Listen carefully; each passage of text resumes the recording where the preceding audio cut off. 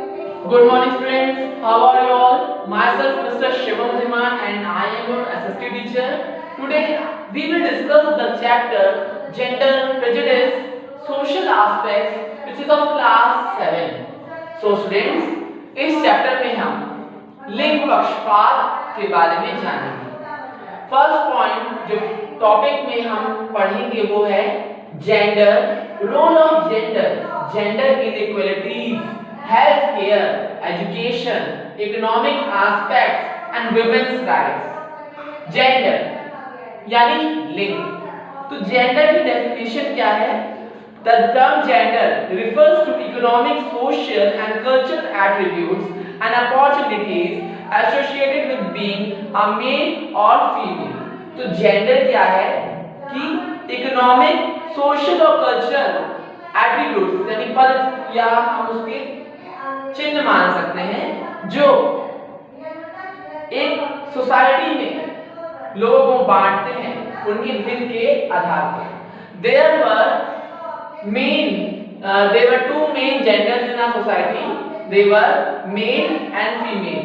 तो मैन और वुमेन जो था वो हमारे समाज के दो लिंग हैं, दो सेक्सेस हैं, दो जेंडर्स हैं, मेल एंड फीमेल।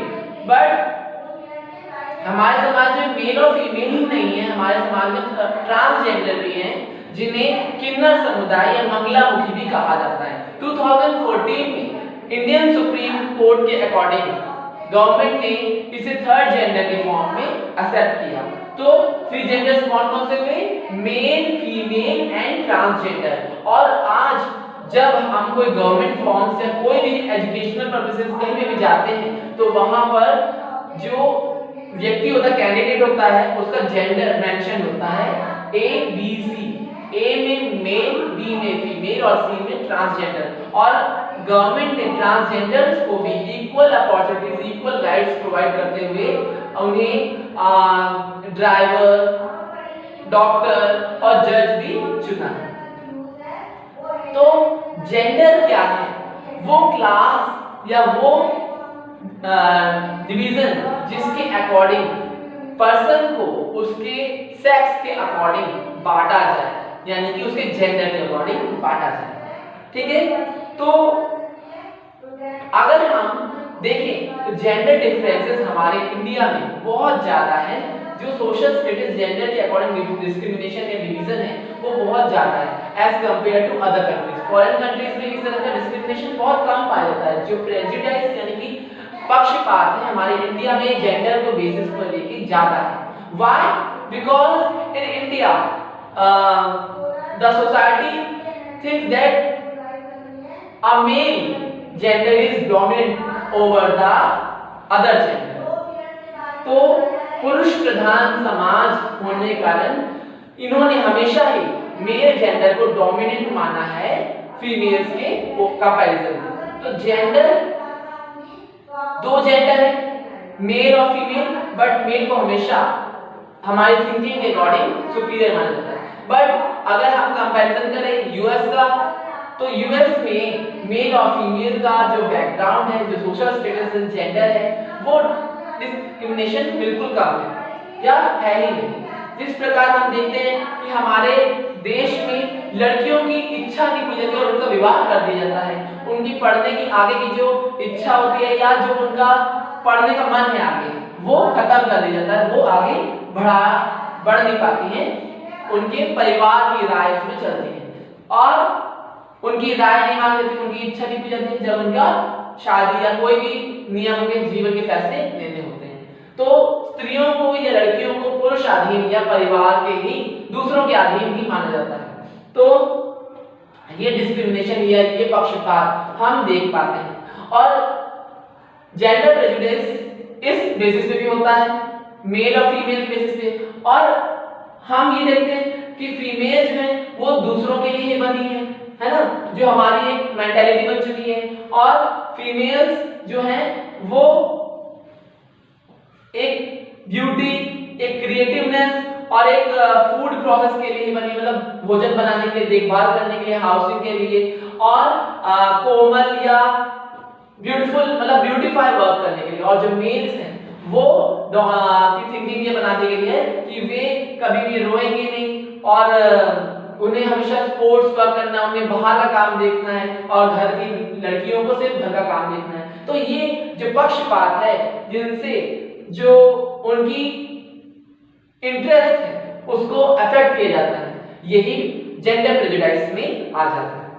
ठीक है, अब हम पढ़ेंगे role of gender. Role of gender यानी कि जो दोनों डिफरेंट जेंडर्स हैं, डिफरेंट सेक्सेस हैं, उनका रोल्स क्या है, यानी योगदान क्या है। हम हिंदी में हम लोगों ने कभी निबंध लिखा होगा कि स्त्री और पुरुष का समाज में योगदान। तो हम जानते हैं कि समाज एक रथ है और इस रथ को चलाने के लिए स्त्री और पुरुष दोनों ही पहियों की आवश्यकता है, मतलब फीमेल और मेल दोनों का ही होना जरूरी है। ठीक है, जिस प्रकार परिवार आगे बढ़ता है मेल और फीमेल के ही कारण, है ना, और अगर मेल हार्ड वर्क कर रहा है, पैसा कमा के ला रहा है, तो फीमेल उसको सही से सहीजती है, चलाती है, अपनी थिंकिंग लगाती है। तो मेल और फीमेल दोनों ही इक्वल है कंपैरिजन में, क्योंकि गॉड ने अगर ये जेंडर बनाया है तो इसमें डिस्क्रिमिनेशन करना हमारा बिल्कुल भी होना नहीं चाहिए। ठीक है, एंड तो जेंडर के कई रोल्स होते हैं। किस प्रकार हम जानते हैं कि फैमिली में भी हमारे जेंडर में, जैसे अगर हम देखें तो फैमिली में, स्कूल में, प्लेसेस में या कम्युनिटी में दोनों ही जेंडर का महत्वपूर्ण योगदान है। अगर हम बात करें फैमिली में, तो in your family you have grand parents, grandmother and grandfather, parents, father and mother, siblings, brother and sister, uncle and aunt. So these are the members that are of different sexes. So females were grandmother, sister, aunt, etc. and males were uncle, grandfather. तो हम यहाँ देख रहे हैं कि हमें अपने emotions के अकॉर्डिंग रिलेशंस की जरूरत पड़ती है। ठीक है, और परिवार में इन दोनों का ही योगदान जरूरी होता है। और डिसीजन मेकिंग में, घर में अगर कोई बात हो या डिसीजन हो या कोई फैसले होता है किसी भी रिलेटेड टॉपिक का, तो सभी मेंबर्स हेल्प करते हैं।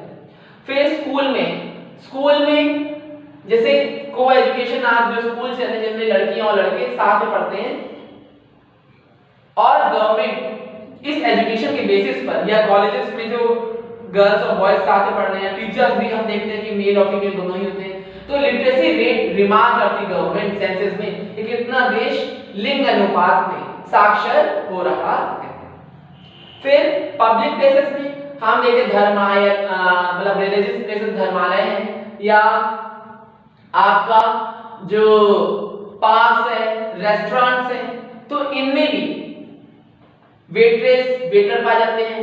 पब्लिक प्लेसेस में, पार्क्स में गार्डनर्स होते हैं, मेल फीमेल दोनों ही होते हैं, और रेस्टोरेंट्स में या शॉप्स में या आपका मॉल्स में भी हम देखते हैं both male and female staff are there, and as well as हम ये भी देखते हैं कि रिलीजियस प्लेसेस में दोनों ही साधु और साध्वी, पंडित और पंडिताएं होते हैं, जो हमारे रिलीजियस पर्पस में होने वाले सेरेमनीज को परफॉर्म करते हैं। तो हम जानते हैं कि जिस प्रकार की दोनों ही जेंडर का कहीं ना कहीं योगदान है, तो role of gender for both genders is equal and simple. उसे हम बांट नहीं सकते, हम इंफीरियर या लोअर सुपीरियर नहीं कर सकते हैं। बोथ जेंडर्स का रोल जो है देश के डेवलपमेंट में और प्रोग्रेस में जरूरी है। जेंडर इनइक्वालिटीज मतलब भेदभाव या असमानता। लिंग में असमानता कैसे होती है ये हम जानेंगे। देखिए, फर्स्ट ऑफ ऑल अगर हम बर्थ की बात करें, चाइल्ड बर्थ की बात करें, तो हमारे देश में 933 females as compare to 1000 males. तो इस रेशियो के अकॉर्डिंग ये पता चला कि जो फीमेल्स है बहुत ही लोअर, और ये कारण ये था कि बहुत से पेरेंट्स फीमेल चाइल्ड को एक्सेप्ट नहीं करते हैं, क्योंकि उन्हें शादी करके दूसरे घर ही जाना है। तो ये कुरीतियां या कुप्रथाएं चलती जिनमें कि कन्या भ्रूण हत्या, फीमेल फीटिसाइड, मतलब मां के गर्भ में ही बच्चे को मार देना या जन्म लेने के बाद ही दूध में डुबा के मार देना या छोड़ देना, तो ये पाप है। Because birth of child is not in our own hands, the god who is the ultimate creator have the power to born us the right child, but if we are not thinking the our own future, our own benefit, then we are just not disagreeing with the disagreeing with the God's decision. Means हम अगर भगवान के नियम को नहीं मान रहे, भगवान के द्वारा दी जा रही संतान को अगर पालन नहीं कर पाए, तो हम भगवान की जो इच्छा है उससे हम मना कर रहे हैं। तो इससे क्या है, हम अपना ही पैर पे कुल्हाड़ी मार रहे हैं। तो फीमेल और मेल, और हम जानते हैं कि समान मतलब जन्म देने का कार्य कौन कर सकते हैं, फीमेल ही कर सकते हैं। अगर मेल डोमिनेंट हो जाएंगे, फीमेल रिसेसिव हो जाएगी, रिसेसिव हो गई, तो फिर आगे अगली पीढ़ी को जन्म कौन देगा, लाएगा कौन? हमें जो इमोशंस मिलते हैं मदर से, सिस्टर से, आंट से, ग्रैंडमदर से, कौन देगा? तो इस इनइक्वालिटी मतलब जो नंबर का इशू है, यानी जो बेटी जन्म देने का जो इशू है, इसको रिजॉल्व करना चाहिए। और both genders, both child genders are equal, चाहे बेटा हो चाहे बेटी हो, दोनों के जेंडर से ही हमें वही सुख और वही प्रॉफिट मिलेगा जो मिल रहा बेटे से मिल रहा होगा या बेटी से मिलना चाहिए। ठीक है, तो ये इनइक्वालिटीज है कि बर्थ वाली, जिसको हम कह सकते हैं the gender of the child born. ठीक, सेकेंड हेल्थ स्टेटस। हम देखते हैं कि हमारे समाज में जो लड़का और लड़की है उनका पालन पोषण विभिन्न प्रकार से किया जाता है। लड़के को एडिक्वेट अमाउंट ऑफ डाइट दी जाएगी, बैलेंस डाइट दी जाएगी, हर प्रकार से पोषण दिया जाएगा, पर लड़की को कम खान पान दिया जाएगा, उनके ध्यान का स्वास्थ्य का ध्यान रखा जाता है, जिसके कारण most of the females died in early stages और due to poor health they have any deficiency. ठीक है, तो अगर महिला अपने भोजन का या परिवारजन अगर महिला के खान पान का ध्यान रखेंगे तो उसकी आने वाली संतान को भी क्या होगी, दिक्कत होगी और वो कुपोषण का शिकार होगी।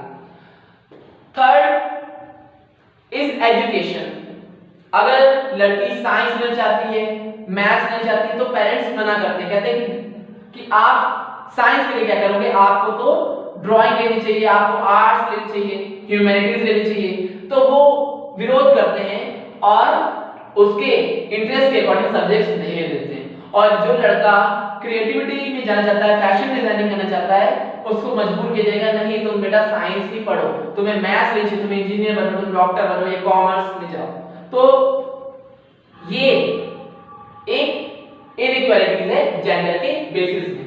और पंचायत में भी पहले क्या होता था कि महिलाओं का समाज में पर्दा, उनको पर्दा करने के अनिवार्य किया गया था, बोलना, चुप्पी तोड़ना बिल्कुल अवैध था। तो मींस बिल्कुल मनाही थी कि किसी प्रकार वो समाज में घूंघट नहीं उठाएंगी, बोलेंगी नहीं और दबदबी देंगी। तो ये विमेन की एम्पावरमेंट, वुमेन के रेवोल्यूशन के कारण, उनकी आवाज उठाने के कारण ही आज जो उनको मौका मिल रहा है पंचायत में, उनके लिए रिजर्व होता है, या गवर्नमेंट जो गवर्निंग बॉडीज है उनमें उनको पार्टिसिपेट करने का मौका मिलता है, वो ये है कि गवर्नमेंट इक्वल राइट्स प्रोवाइड कर रहा है। ठीक है, तो इस प्रकार ये जेंडर इनइक्वालिटीज हैं। अब हम बात करेंगे गवर्नमेंट जो फैक्टर्स को यूज करके दोनों के हेल्थ स्टेटस जिस प्रकार जेंडर इनइक्वालिटीज फैलती है उसको कम करने की कोशिश कर रहा है। तो ये जो गवर्नमेंट है वो 3 फैक्टर्स को यूज करके जो ये डिस्क्रिमिनेशन है या प्रेजुडिस है, इसको खत्म करने की कोशिश कर रहा है। वे 3 हैं हमारे फैक्टर्स हो सकते हैं, health care, education and economic aspects. Health care यानी स्वास्थ्य।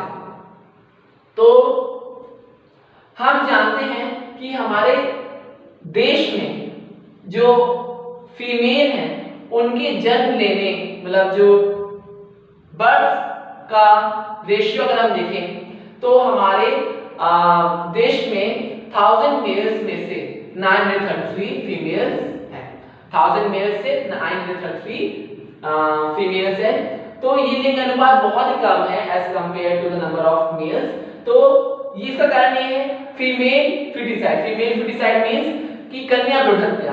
तो जब पेरेंट्स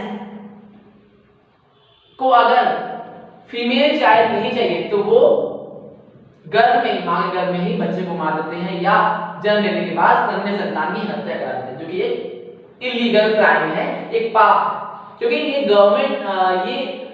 गवर्नमेंट ने इंश्योर किया है कि मेल और फीमेल जब दोनों ही इक्वल सेक्सेस हैं और दोनों का ही इस सोसाइटी में इंपॉर्टेंट रोल है, तो पहले जो कुरीतियां थी उसको खत्म किया जाए और इस हैबिट को बंद किया जाए। तो फीमेल फिटिसाइड को इलीगल कर दिया गया। और हेल्थ स्टेटस में एक तरह से ये भी देखा जा सकता है कि जो बच्चे हैं, लड़की है, उसको उतना खान पान अच्छा नहीं मिलता है, या अगर फीमेल्स अगर घर में बीमार होती है तो वो दवाई नहीं लेती हैं, वो कहती हैं हम ठीक हो जाएंगे, तो उनके स्वास्थ्य का इतना अच्छा ध्यान नहीं रखा जाता, जिसके कारण वे कमजोर हो जाते हैं या उनके साथ उनकी डेथ होने का कारण यही है कि या तो वो अपने कुपोषण का शिकार है या वो अपनी प्रॉब्लम जो हेल्थ प्रॉब्लम है उसके लिए ट्रीटमेंट नहीं करवाते हैं, ठीक है, या उनके पेरेंट्स जो हैं उनको डॉक्टर के पास नहीं लेके जाते हैं। तो गवर्नमेंट इस हेल्थ स्टेटस को इंप्रूव करने के लिए कई स्कीम्स, कई मेजर्स यूज करती है, जैसे कि पीडीएस यानी पब्लिक डिस्ट्रीब्यूशन, जो फूड डिस्ट्रीब्यूशन सिस्टम है। तो जो गरीब वर्ग के लोग हैं उनको मुफ्त में अनाज मिलता, ताकि घर परिवार का जो कोई भी सदस्य कुपोषण से पीड़ित ना हो, शिकार ना हो, उनको भी adequate amount of balance diet मिले, जिसमें हर प्रकार के जो फूड है, मतलब जैसे घी है, शक्कर है और तेल है, गेहूं है, चावल है, उनको मिलता है, जिससे कि वो कुपोषण का शिकार ना हो। दूसरा, गवर्नमेंट सरकारी अस्पताल चलाती है जहां पर जो कमजोर या गरीब लोग हैं वो अपना हेल्थ या अपने अच्छे डॉक्टर्स होते हैं वहां पर सरकारी अस्पतालों में, जहां पर जो गरीब लोग हैं या कोई भी व्यक्ति जाके अपना ट्रीटमेंट करवा सकता है अगर उसके पास उतना पैसा नहीं है, ठीक है। और गवर्नमेंट फीमेल की हेल्थ स्टेटस को देखते हुए कई प्रोग्राम्स, कई स्कीम्स स्कूल्स, कॉलेजेस और घर घर जाकर भी कराती है, जिसमें कि महिलाओं की को उनकी हेल्थ स्टेटस के बारे में बताया जाता है, उन्हें सैनिटरी नैपकिन्स प्रोवाइड किए जाते हैं और उनकी बॉडी में चेंजेस जो डेवलपमेंट चेंजेस हो रहे हैं उसके बारे में उनको अवगत कराया जाता है, क्योंकि आज जो हमारी सोसाइटी है वो इस विषय में बात करने से झिझकती है और इस यही कारण है कि जो 20 से 30% फीमेल्स हैं वो इस अज्ञानता के कारण मारी जाती है। तो ये भी रीजन है कि हमारे देश में फीमेल्स का जो नंबर है वो डिक्लाइन होने का। तो गवर्नमेंट हर प्रकार से इंश्योर करती है कि जो हेल्थ कंडीशन है वो इंक्रीज की जाए, और गवर्नमेंट ने दोनों ही जेंडर्स को स्कूल्स में फ्री एजुकेशन के साथ साथ मिड डे मील की स्कीम भी लॉन्च की, जहां पर बच्चे स्कूल में आकर पढ़ते हैं और उन्हें भोजन भी मिलता है, फ्रूट्स, मिल्क और फूड भी प्रोवाइड किया, जिससे कि वे किसी प्रकार से भी कुपोषण का शिकार ना हो। अब हम आते हैं एजुकेशन पे। एजुकेशन सेकंड फैक्टर है शिक्षा। सर्व शिक्षा अभियान के तहत हर 6 से 14 साल तक के बच्चे को एजुकेशन उसका फर्स्ट राइट है और गवर्नमेंट फ्री एजुकेशन सभी को प्रोवाइड करती है। अब इसमें उनको हर प्रकार की चीजें मतलब बस्ता, कॉपियां, कपड़े, जूते प्रोवाइड करते हैं और प्राइमरी से सेकेंडरी और हायर सेकेंडरी तक की पढ़ाई को पढ़ने को मिलती है, जिससे कि धीरे धीरे जो लिटरेसी रेट है वो इम्प्रूव हो रहा है और आने वाले समय में जो मेल्स हैं उनके कंपैरिजन में फीमेल्स भी शिक्षित यानी साक्षर होंगी। और कन्या पढ़ाओ, ऐसे कई स्कीम जो हैं वो गवर्नमेंट इंश्योर करती हैं और वो पढ़ने के लिए पैसा देती हैं, जिससे कि वो अपनी ग्रेजुएशन भी कंप्लीट कर पाए, अपने पैरों पर खड़ी हो पाए। इकोनॉमिक एस्पेक्ट्स अब हम देखें तो हमारे देश में जब मोस्ट ऑफ द सेक्टर्स में मेल का ही एक्टिवली पार्टिसिपेशन था, फीमेल्स का पार्टिसिपेशन नहीं था। स्त्रियों को पर्दा करके या उनके समाज में बोलने पर उनको दंड दिया जाता था, आवाज उठाने से रोका जाता था। तो अपने ऊपर हो रहे इस प्रकार के डिस्क्रिमिनेशन के प्रति उन्होंने आवाज उठाई, वे एकजुट हुई, एम्पावर्ड हुई और उन्होंने गवर्नमेंट से इक्वल राइट्स मांगे। तो आज गवर्नमेंट हर प्रकार के इकोनॉमिकल फैक्टर्स या पोजीशंस में उन्हें रिजर्व रखता है। जैसे हम स्कूल देखें तो स्कूल्स में भी लड़के और लड़कियां साथ में पढ़ते हैं, को एजुकेशन सिस्टम है और रिजर्व होती है सीट्स गर्ल्स के लिए।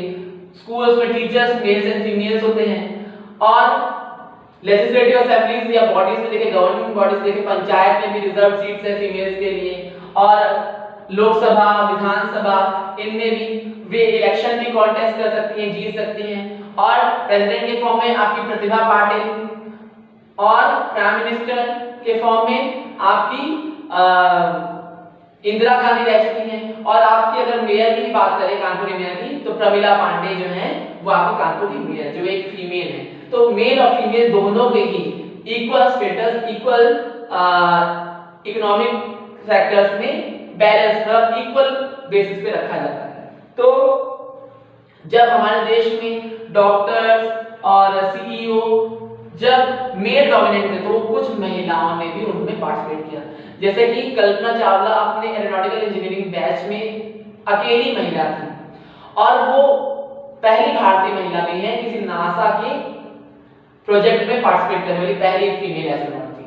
दर्पा बनर्जी जो पहली फीमेल इंडियन पायलट है जिन्हें डिस्क्रिमिनेशन सहना पड़ा when she went for the job to be as a pilot, तो कम वेजेस और कम उनको मतलब अपॉर्चुनिटी नहीं दे रहे थे, एक्सेप्ट नहीं कर रहे थे, पर उनके हार्ड वर्क और उनकी विल पावर का डिटरमिनेशन का भी उनको एक्सेप्ट किया। ऐसा नहीं है कि फीमेल्स उतनी सुपीरियर नहीं है। आज हम आर्मी देखें और डॉक्टर्स देखें, इंजीनियर्स देखें तो फीमेल्स का भी बढ़ चढ़कर योगदान है। ऐसा नहीं है कि मेल हमेशा ही सुपीरियर है, ये थिंकिंग थी हमारी जो कि कभी हमने उसको एक्सपेरिमेंट में नहीं रखा। आज हम देखते हैं कि सेना का नेतृत्व महिलाएं भी करती हैं, तो धीरे धीरे ये हमारी थिंकिंग चेंज हो रही है और मेल और फीमेल दोनों को इक्वल स्टेटस, इक्वल सिनेरियो पर रखते हुए उन्हें ट्रीट किया जाता है। Women's rights, what are women's rights? Women's rights are very important because if we are not giving the rights to the women, then one day the development of the countries or progress will just in vain. तो women right ही बहुत important। तो government हर प्रकार से females को ensure कराती है कि वे किसी प्रकार का डिस्क्रिमिनेशन या वायलेशन ना सकें। अगर किसी प्रकार का हैरेसमेंट है, वायलेशन है, तो फीमेल्स जो हैं वो कंप्लेन कर सकती हैं और कोर्ट्स में दायर कर सकती हैं, अपने ऊपर हो रहे अत्याचारों के प्रति अपील दायर कर सकती हैं। और किसी भी प्रकार का फिजिकल या मेंटल टॉर्चर घर पर या किसी भी ऑफिशियल वर्क या ऑफिस स्पेस में अगर उनके साथ हैरेसमेंट हो रहा है तो ये क्या है? क्राइम है। और अगर इसमें कोई दोषी पाया गया तो उसको दंड मिलता है। ठीक है। और विमेन जो है अपनी आवाज उठाने के लिए रैलीज और मीटिंग्स हेल्प करते हैं, सिग्नेचर कैंपेन्स या डिबेट्स करते हैं जिसमें अपनी वो आवाज को जनता के समक्ष, गवर्नमेंट के समक्ष पेश करती है और फिर गवर्नमेंट उसके के अकॉर्डिंग एक्ट करके उनके लिए न्यू लॉज, न्यू राइट्स लाते हैं। ठीक है, so this was the chapter explanation of gender prejudice social aspect. I hope you must have understood about the chapter. If you have any problem related to this topic or any topic, you can ask me on the Google Meet. Thanks for watching this video. Have a nice day, students.